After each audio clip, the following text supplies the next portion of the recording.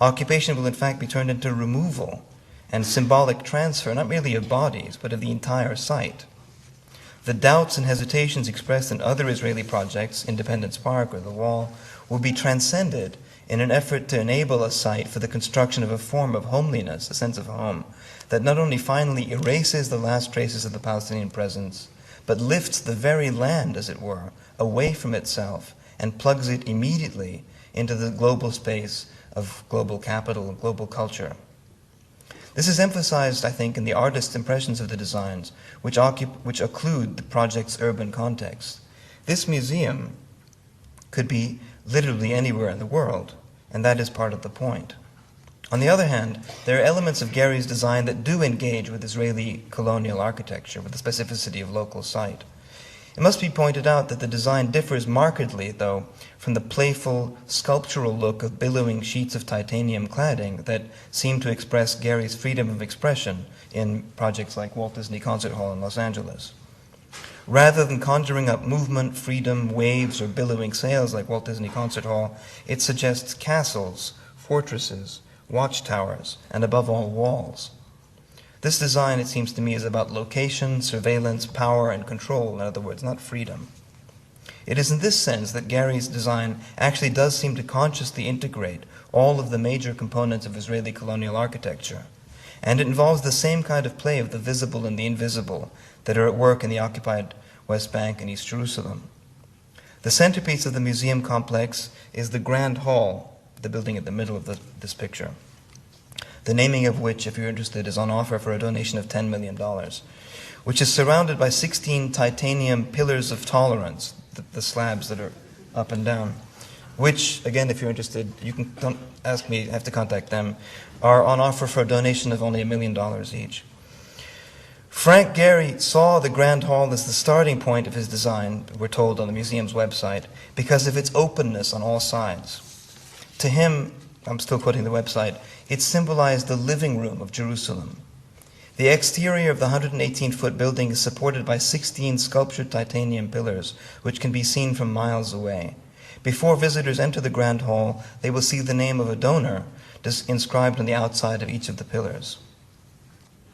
The circular Grand Hall has windows and entry doors all along its 360-degree circumference.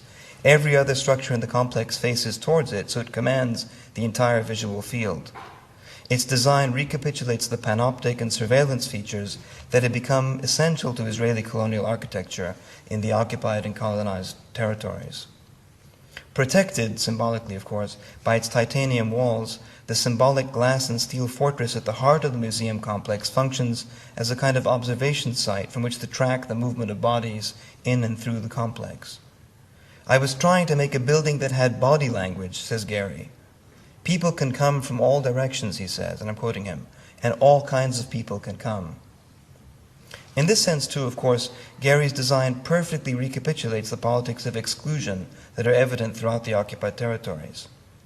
Some people can come from all directions. Some people can be seen coming and going. Some people can enter the visual field dominated by the Grand Hall. Some people can feel at home in the living room of Jerusalem that he wants to design.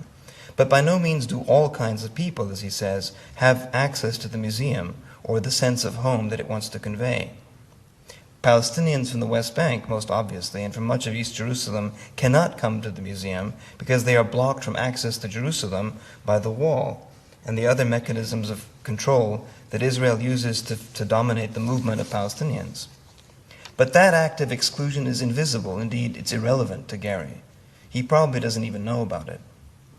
In this sense, what he says perfectly aligns the living Palestinian bodies who are excluded from access to the museum because they're separated from the museum by a barrier built on the vertical plane, with the dead Palestinian bodies in the soil beneath the complex, who will be separated from it horizontally. Not only are Palestinian bodies rendered invisible, but again, perfecting the logic only partially enacted by the Wall or Independence Park, the process by which they are erased, removed, or transferred will itself be rendered invisible. Thus, the logic of occupation and colonization cuts seamlessly across from the surrounding colonial context to the museum itself. If the museum is like a home with a living room, as its marketing literature puts it, the residents of this home are, just like the residents of the homes in Har Homa or the other Jewish colonies in and around Jerusalem, all of one kind, to the exclusion of other kinds of people. A sense of homeliness is enabled for the privileged national self at the expense of the other, who has been managed out of sight. For, in the context of occupation and colonization, all kinds of people, to use his phrase, actually means, without admitting it, only Jewish people, because of the invisible process of exclusion and erasure by which the universal, all people, is actually restricted silently and invisibly to the particular, Jewish people.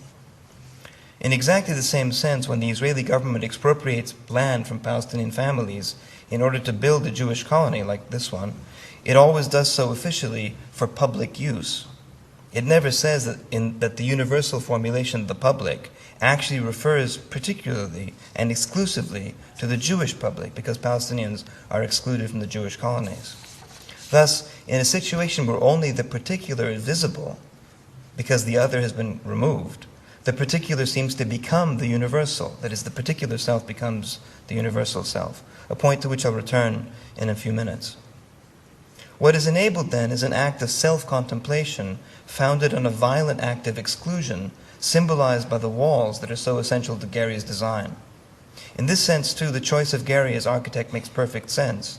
The architect best known for his self-referential structures is chosen to design a building that is thematically all about a form of self-referentiality constructed on the premise of the physical and symbolic exclusion of the other.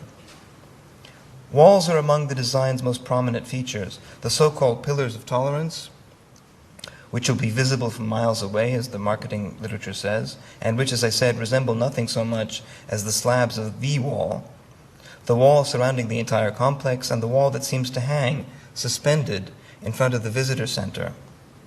Looking like nothing so much as a scale replica of a section of Israel's West Bank wall, this wall seems to hover in midair.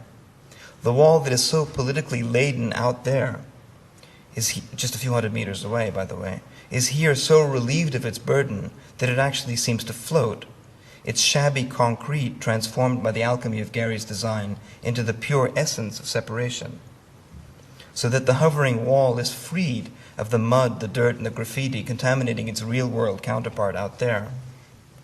The pillars of tolerance themselves render Israel's wall in shiny, curved titanium rather than drab rectilinear concrete.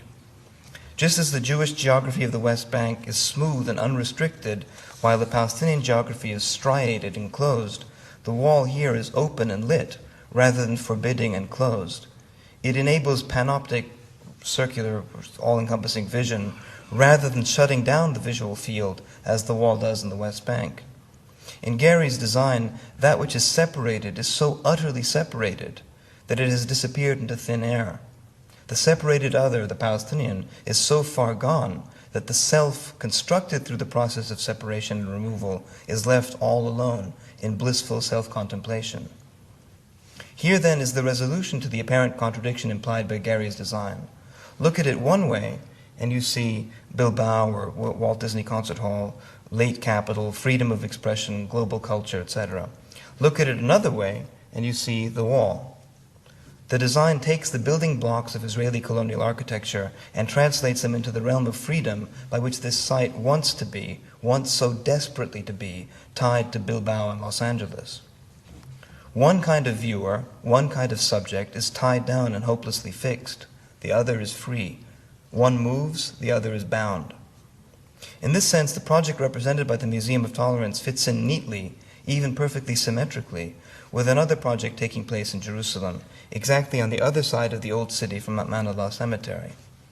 In the Palestinian district of Silwan, Israel is today moving forward with plans to demolish an entire neighborhood, threatening 1,000 Palestinians at once with instant homelessness and displacement, a scene more typical of Gaza than of Jerusalem. And they're doing so not on the pretense that they're merely enforcing city building codes, the Israelis' usual excuse for home demolition in Jerusalem, but in order to help clear space for an exclusively Jewish archaeological park that is taking shape literally beneath the foundations of the Palestinian homes of Silwan. The archaeological park, whose website you can visit if you want to, the so-called City of David is only one of a network of such parks intended to consolidate Israel's hold on Jerusalem. Thus, on one side of the city, the old city, in Silwan, living Palestinians are being removed to make room for dead Jews. And on the other side of the old city, in Manallah Cemetery, dead Palestinians are being removed to make room for living Jews. It is little wonder that the white tents into which the skeletons now being removed from the cemetery are being taken bear such a resemblance to the white tents that have been the hallmark of the Palestinian refugee for over 6 decades.